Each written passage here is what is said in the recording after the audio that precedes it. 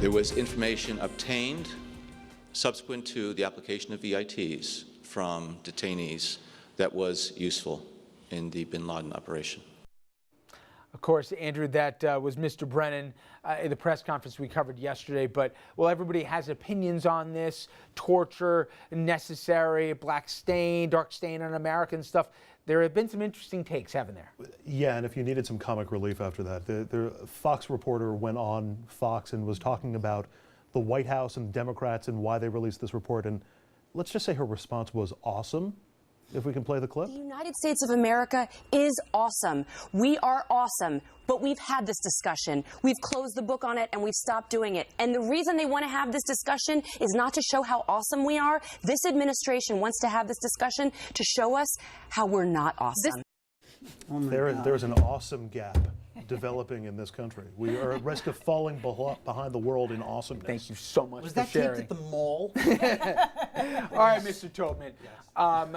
Apparently, there's some legs here for the Mayor de Blasio's push to bring the Democratic Convention to New York City in a couple of years.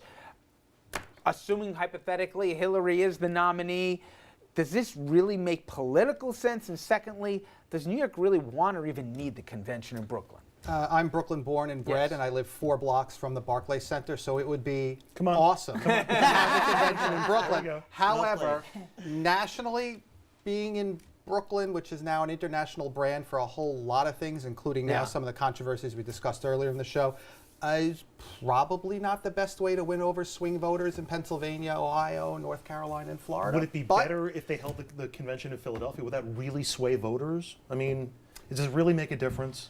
Everything makes a difference. It wouldn't be as awesome, Andrew. Politics. Now, TJ, I go to your favorite thing, which is this Sony hacking case here. The emails they're fun reading. They're fun reading, and it begs the question, does being a big-time Democrat donor get you off the hook when you make racist comments that really do betray who exactly you are? Talk about legs. This showed a lot of leg on Amy Pascal, Scott Rudin. This is how, when people send private emails, that is how they tick. I got to admit, as much as I want to say, he's got a point. It'll be really interesting if this was, let's say, let's be fair, Roger Ailes and Murdoch trading emails back and forth about Obama's movie choices. We'd be singing a different tune. These are some Hollywood types here who've thrown fundraisers to the president, so some people are saying bad humor or whatever. You're right. This could be a definite double standard depending on how this all shakes out. Absolutely. We shall see. Look at you, Mr. Pragmatism. And finally, let's end on a good note here.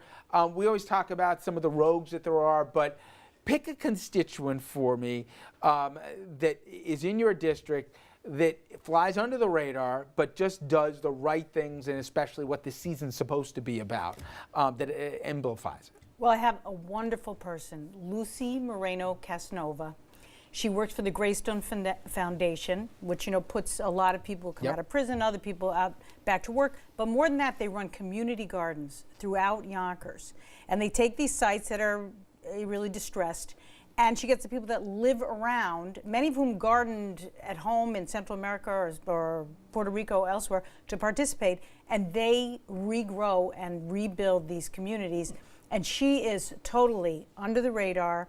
She is a force to be reckoned with. Do not mess with her garden or with her. But she is really the spirit of what the holiday season and about good things in cities. And if anyone doesn't know about Greystone, you got to check out the program here. I have yet to find one person, even in the cynical world we live in, who doesn't think it's not an amazing thing, and also make some great cakes here. I was going to say, go buy brownies for Christmas. Absolutely. Thank you all here. We come back. Very powerful presentation I'm going to show you. I went to a TED conference of all places, Sing Sing, and you're going to hear some real hardened guys here reduced to tears. You'll see why.